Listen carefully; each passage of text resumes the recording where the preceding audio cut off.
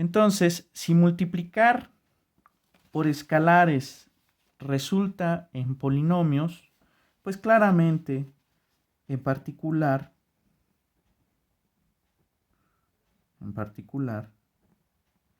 si c es igual a menos 1, entonces tiene sentido hablar del polinomio menos p de x, que simplemente va a ser, por lo que acabamos de escribir, la suma desde que k es igual con 0 hasta n de menos ak por x a la k.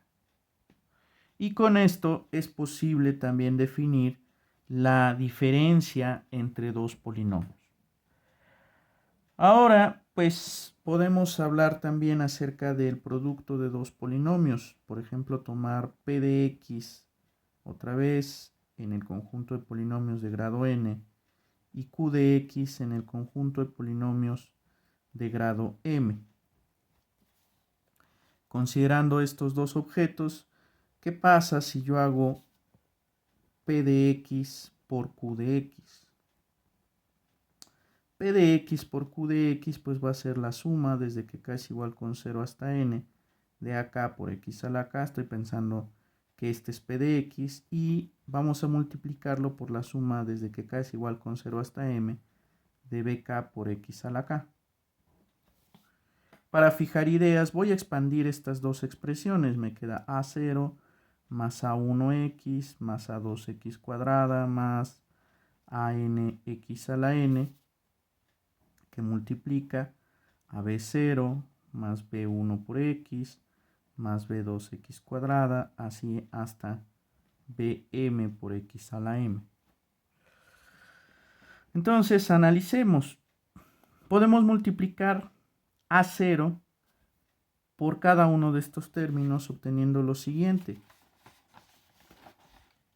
Podemos multiplicar a0 por todos estos términos obteniendo a0 por b0 más a0 b1x más a0 b2x cuadrada y así sucesivamente hasta llegar a a0 por bmx a la m. Ahora, si multiplico a1x por cada uno de estos términos, lo que vamos a obtener es justamente el producto del coeficiente a1 por cada uno de los coeficientes, pero si ustedes se fijan tengo una x. Recordemos que cuando multiplicamos un número real por sí mismo lo describimos como un número que le llamamos exponente, lo que te está indicando cuántas veces estás multiplicando ese número real por sí mismo. Entonces, si yo multiplico x, digamos, por x a la 0, pues es como multiplicar x a la 1 más 0. X por x les va a quedar x cuadrada, x por x al cuadrado les va a quedar x al cubo y así sucesivamente. De esta manera, pues si multiplicamos a1 por x, a1x por b0, vamos a obtener simplemente el producto a1b0 por x. Luego vamos a obtener a1 x, al multiplicarlo por b1 les queda a1 b1 x al cuadrado y así sucesivamente. Pensemos que aquí tengo bm menos 1, entonces les va a quedar a1 por bm menos 1 x a la m, porque recuerden que el coeficiente aquí de x a la m menos 1 es bm menos 1. Si multiplico por a1x, a la potencia m menos 1 le tengo que sumar 1. Finalmente, multiplicar a1x por bmx les genera justamente la expresión x a la m más 1. Entonces, si ustedes se fijan, como que se recorrió la expresión. Hagamos uno más. A2x cuadrada, al multiplicarla por b0 ya va a ser un término cuadrático. Entonces les va a quedar a2 b0 x al cuadrado. Puedo seguirme, o sea, multiplicar aquí por a2 por b1 me va a generar un término cúbico que ya va a estar en la siguiente columna y así sucesivamente. Finalmente lo que va a suceder es que cuando yo multiplique A2 por BM menos 2, este tiene un término cuadrático y si multiplico por el elemento x a la m menos 2, voy a estar generando el x a la m. Finalmente, ¿qué vamos a obtener? Bueno, pues al multiplicar por el término m menos 1 genero el término x a la m más 1 y al multiplicar a2x al cuadrado por bmx a la m obtengo un término x a la m más 2. Ahora quiero que observen lo siguiente. Si aquí este término es el término lineal, es el término independiente o término constante. Esto es lo que se conoce como el término lineal. Fíjense en los subíndices de los coeficientes.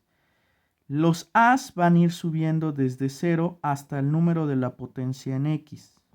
¿Observan? Les dejo a ustedes de ejercicio darse cuenta que en efecto para la tercera columna van a correr los subíndices de a van a ser desde 0 hasta 3.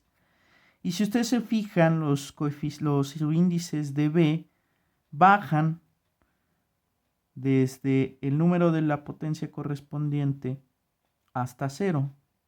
También les dejo de tarea que en la tercera columna se cercioren que b, los subíndices de b van a bajar desde 3 hasta 0. Entonces, observen,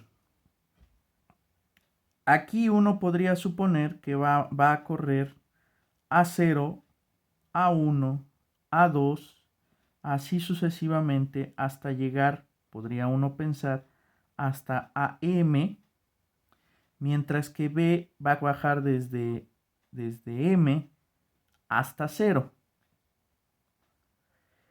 ¿De qué va a depender eso? Va a depender finalmente de quién sea más grande, de si n es más grande que m o m es más grande que n.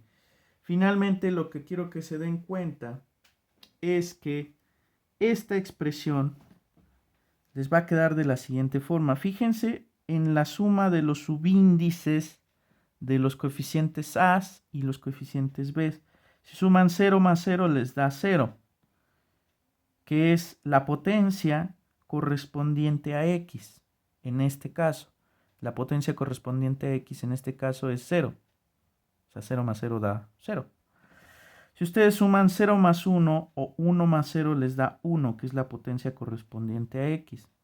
Si ustedes suman los subíndices 0 más 2, 1 más 1 o 2 más 0, todos esos casos les da 2. Si nos vamos a los de orden superior, por ejemplo, 0 más m, 1 más m menos 1, 2 más m menos 2, les da justamente la potencia de x en este caso.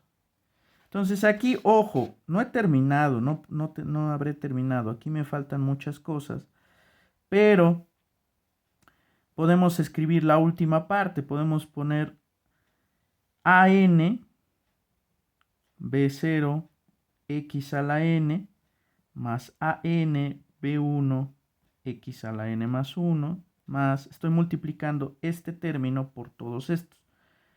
Finalmente me va a aparecer AN BM por x a la n más m. Este término que tengo aquí es quizás el más importante.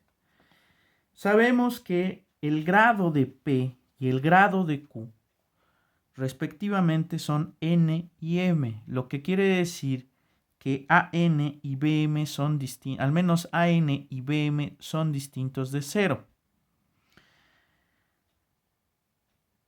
Finalmente, si ustedes se fijan, la potencia más grande que ustedes pueden generar entre el producto de este polinomio y este polinomio es justamente n más m.